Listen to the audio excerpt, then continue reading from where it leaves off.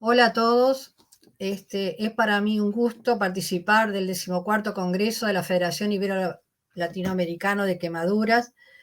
Agradezco la invitación para un tema que me apasiona, que es el manejo nutricional del gran quemado, en esta oportunidad en la fase aguda. Estos son los objetivos de la clase, muy ambiciosos. Donde me voy a detener más es en la necesidad de energía, proteínas, glutamina, grasa y elementos traza, mostrando lo que hay de nuevo. Y finalmente el monitoreo. Las características del paciente quemado son las que aparecen acá. Como todos sabemos, es un modelo típico de traumas con severa y prolongada respuesta inflamatoria, con hipermetabolismo y catabolismo proporcional a la superficie corporal quemada, con un fuerte estrés oxidativo, con una importante pérdida de proteínas, elementos traza y vitaminas a través de la superficie corporal quemada. Son los primeros pacientes en donde se identificó el llamado estado crítico crónico. Son los únicos a los que se le ha recomendado manipulación farmacológica o no nutricional del hipermetabolismo y el hipercatabolismo, y es una de las patologías agudas en CTI donde se ha demostrado el rol de la nutrición adecuada. Es un desafío para todo el equipo de salud.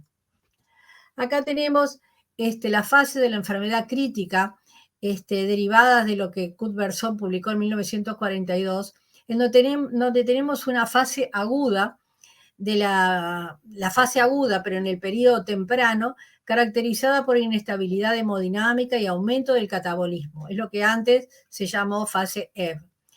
En la parte tardía de la fase aguda va del día 3 al día 7, donde se estabilizan los trastornos metabólicos, hay gran catabolismo y emaciación muscular, es lo que antes se denominaba fase flow.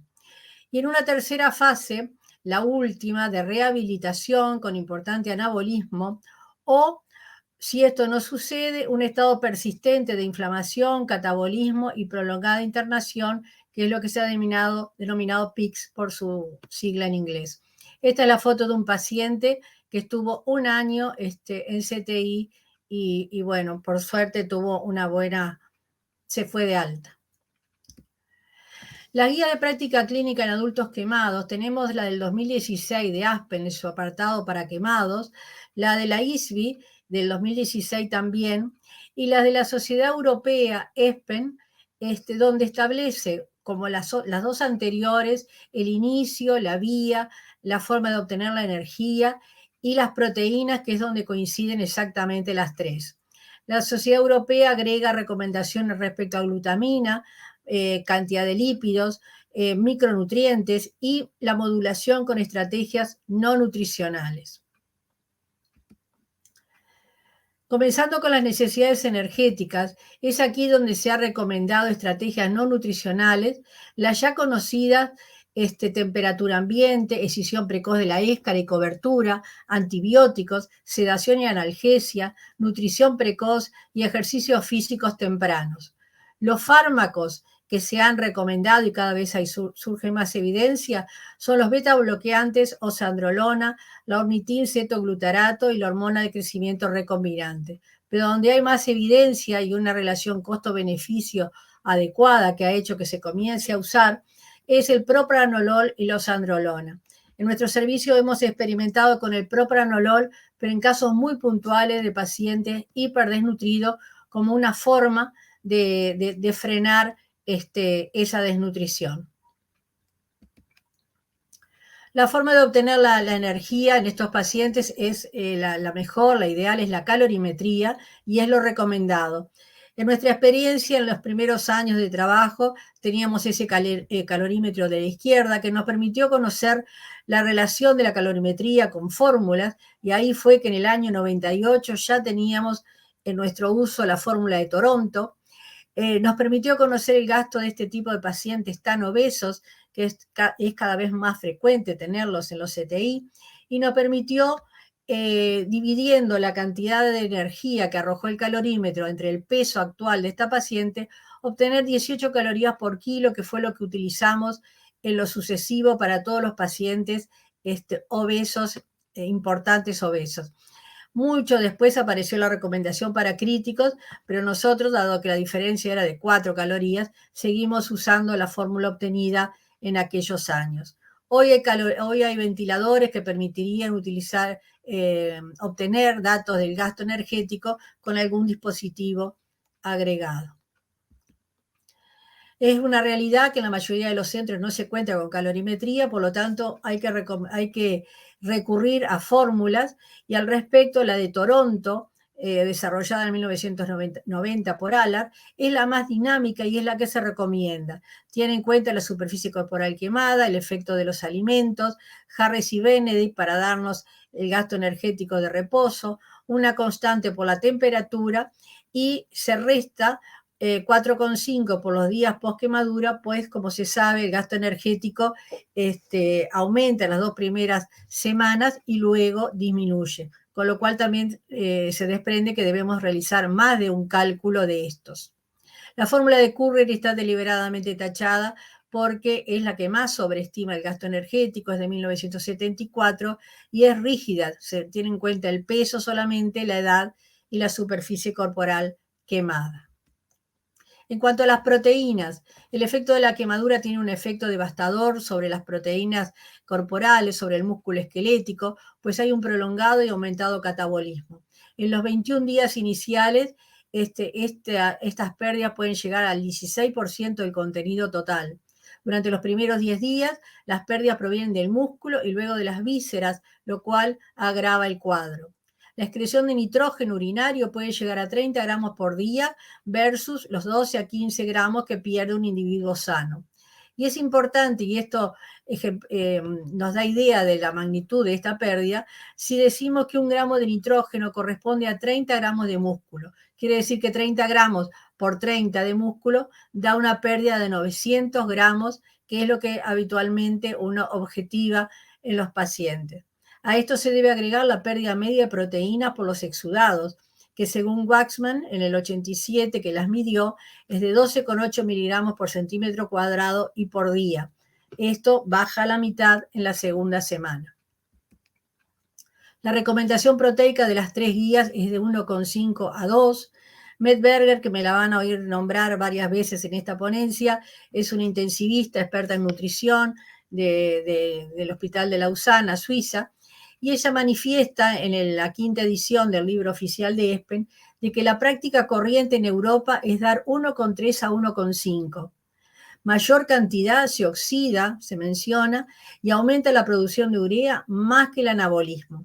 Algo similar comenta Herdon con la recomendación para niños quemados.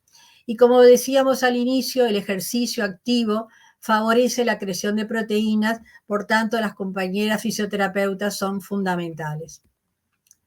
Ineludible al hablar de proteínas, hablar de la glutamina, que es un aminoácido condicionalmente esencial, es el más abundante en el organismo, sintetizada en el músculo e hígado, es el principal combustible de células de rápida proliferación, como los enterocitos y los linfocitos del sistema inmune. Por lo tanto, la glutamina es vital para el normal funcionamiento del sistema inmunológico y la estructura del intestino. Los niveles bajan en quemados y se asocia esto a malos resultados. Este año, en julio, se publicó el primer trabajo sobre pérdida exudativa de glutamina, lo hizo la doctora Medberger, recogiendo el exudado en estos vendajes con presión negativa en brazos o piernas, como ven en el esquema en una pierna, durante la primera semana. Y se cuantificaron 7 aminoácidos. Los resultados fueron que eran 11 pacientes de 19 a 77 años, de 18 a 70% de superficie quemada, 33 de score de gravedad, 11 recibían, mejor dicho, 8 recibían los 30 gramos de glutamina enteral, que vamos a ver que es lo recomendado, aparte de lo contenido en la fórmula. En esta gráfica se ve claramente los resultados del estudio. Como decíamos, la pérdida baja luego del día 3. Lo que está en la línea superior, señalado con la flecha naranja, es la cantidad de glutamina, seguida por la alanina y posteriormente los otros aminoácidos estudiados, lisina, arginina, metionina. Lo otro que se identificó en el trabajo es que la pérdida es proporcional a la superficie corporal quemada y como vemos en la gráfica, a mayor superficie quemada, mayor cantidad de glutamina perdida. La mediana de pérdida de glutamina era de 8,5 miligramos por decilitro. Entonces, ¿qué se recomienda?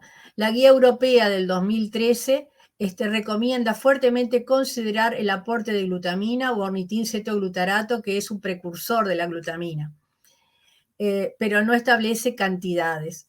La recomendación de la guía para pacientes críticos del 2019, en el apartado en la parte de glutamina, concretamente se refiere a los quemados de más de 20% y recomienda 0,3 a 0,5 gramos por kilo y por día de glutamina durante los 10 a 15 días iniciales del tratamiento, con un consenso muy fuerte. Heilan y colaboradores está actualmente realizando un trabajo randomizado, controlado, multicéntrico, doble ciego, que va a incluir 1.200 pacientes quemados graves, tratados con glutamina enteral 0,5 gramos por kilo y por día. Y al otro grupo se le dará placebo. Esto es necesario porque la glutamina es un nutriente muy controversial, ha habido resultados negativos en pacientes críticos, por lo cual se espera con ansia los resultados de este trabajo en un importante número de pacientes. En cuanto a la grasa se ha demostrado en la dieta, se ha demostrado efecto negativo cuando es alta, cercano al 35% de las calorías.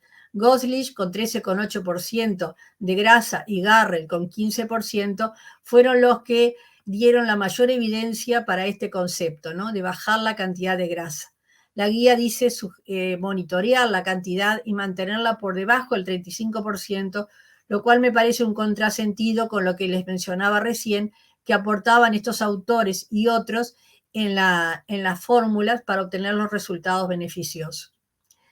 La mayoría de las fórmulas poliméricas industrializadas aportan más cantidad de esto, entre 30 y 52, lo que muchas veces obliga a desarrollar formulaciones en el propio hospital, como es nuestro caso, como es el caso de los Shriners en Estados Unidos y los hospitales para veteranos o para quemados del ejército de los Estados Unidos en San Antonio, Texas. No hay definición en los omega 3, o sea, en la calidad de esa grasa. Los ácidos grasos omega 3 es una familia de ácidos grasos con efecto inmunomodulador, antiinflamatorio y antiagregante plaquetario, por lo cual serían muy útiles en los pacientes quemados. En una dosis se menciona de 3 a 5 gramos por día. Como decíamos, en la guía europea se menciona que no hay definición, si bien hay trabajos en curso, y hacen referencia justamente a este trabajo desarrollado en nuestro centro, donde en 92 pacientes con una dieta modular elaborada en el servicio, con 18% de la energía como grasa, se randomizó. Un grupo tenía toda la grasa como aceite de girasol y el otro grupo mitad girasol y mitad aceite de pescado. En lo demás eran idénticas, lo cual es muy difícil a veces de conseguir en los trabajos. Se obtuvo menos complicaciones infecciosas, siendo significativo para sepsis y shock séptico, así como una mejor tolerancia a la nutrición enteral. Y las dosis aportadas, como vemos, son un poco mayor que lo dicho anteriormente, 3 a 5. Esto es en la semana 1 y 2 respectivamente. En la revisión sistemática de Heilan, en la actualización del aceite de pescado en nutrición enteral, fue tomado en cuenta este trabajo y está publicado donde ven ahí en la referencia. En cuanto a los micronutrientes son las vitaminas y los elementos traza. Nos vamos a referir a los elementos traza, sobre todo cobre, selenio y zinc, que son antioxidantes, participan en la inmunidad, en la cicatrización. Con superficie corporal menor de 20% quemada, son suficientes multivitamínicos y multielementos traza, pero con superficie mayor a esto, requieren más cantidad de elementos traza y se justifica la represión intravenosa, ya que la ruta enteral se ha visto que es menos eficiente y además se van a dar cantidades supranutricionales. Algunos autores mencionan que es importante más estudio para definir qué elementos traza, qué dosis, qué vía y por cuánto tiempo. Este es un trabajo de Medberger en 1992 que midió las pérdidas de elementos traza y en base a eso se desarrollaron los primeros protocolos. Como vemos ahí, las pérdidas cutáneas son las más importantes en cobre, selenio y zinc. En el 2019 se realizó nuevamente una medición de las pérdidas de elementos traza con el sistema descrito para la glutamina, es decir, con el sistema de BAC, y se obtuvo como conclusión que los protocolos desarrollados en base a la medición de las pérdidas debían revisarse a la luz de los resultados que obtuvieron, en el sentido de incluir más altas dosis de cobre, más bajas de selenio, así como considerar la administración de magnesio. El aporte extra en este trabajo, extra fórmula y extra como suplementos, era cobre 4,23, selenio 4,45 microgramos, zinc 47,5. En nuestro servicio, este es un ejemplo de protocolo que tenemos. Por vía intravenosa se da 3 miligramos de cobre, 300 microgramos de selenio y 30 miligramos de zinc, diluidos en 250 centímetros cúbicos de cloruro de sodio al 0,9% y administrados en 6 a 12 horas. La duración depende de la superficie corporal quemada y, como vemos acá, a mayor porcentaje, más cantidad de días de suplementación. Un hecho importante, al menos en nuestras latitudes, en nuestro servicio, mejor dicho, no se puede medir los niveles en sangre, pero las cantidades mencionadas son seguras y probadas.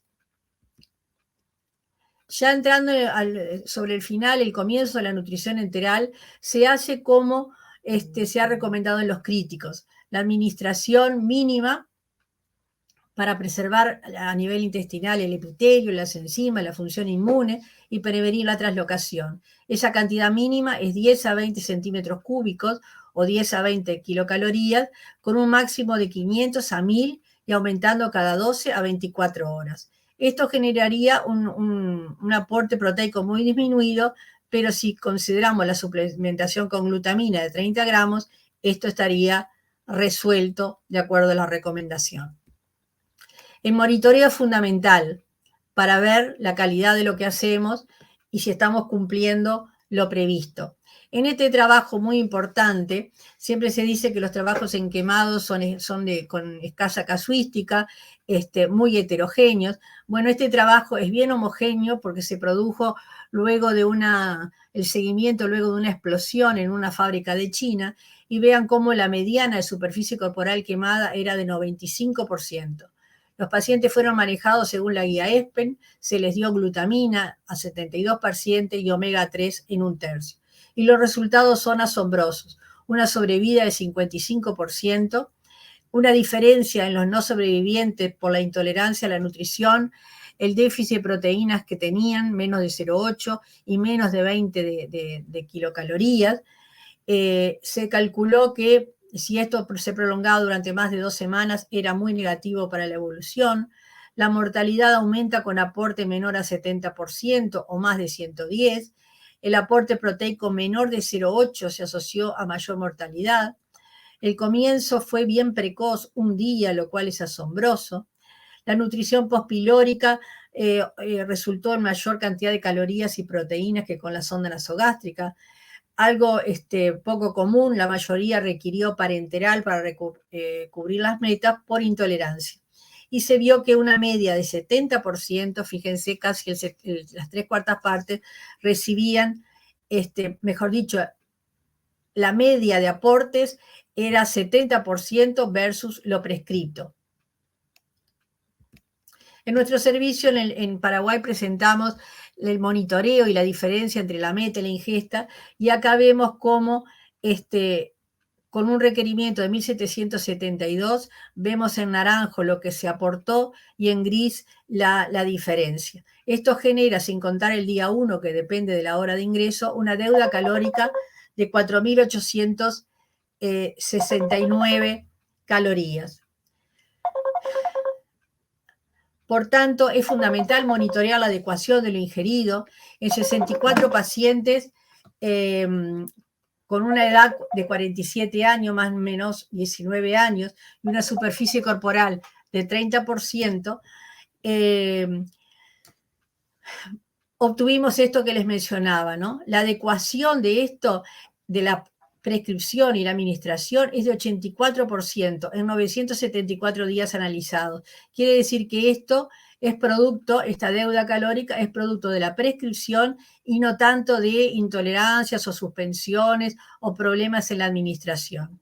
Lo otro a reflexionar es que la prescripción basada en la energía, como sería esta, 1500 calorías, 1500 centímetros, puede provocar déficit de proteínas según la composición de la fórmula. Y por otro lado, que cubrir las proteínas, intentar cubrir con una fórmula enteral que tenga 20%, 16, 17, como suelen tener, podría generar sobrealimentación, que también es, como vimos, negativo.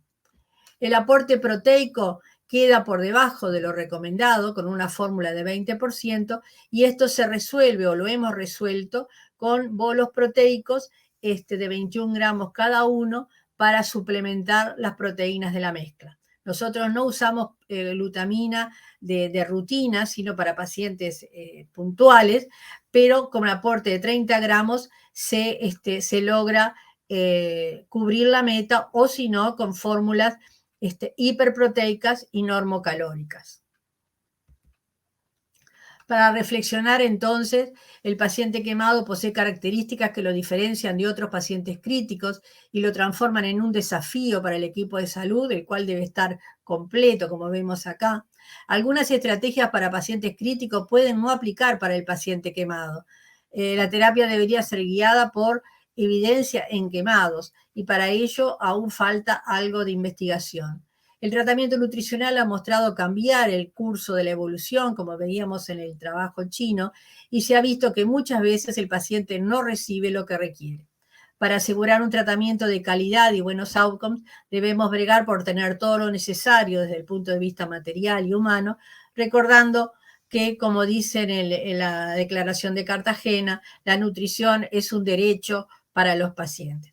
Muchas gracias por su atención. Ahí tienen mi mail por cualquier contacto que quieran y nos vemos el día dedicado a preguntas. Muchas gracias.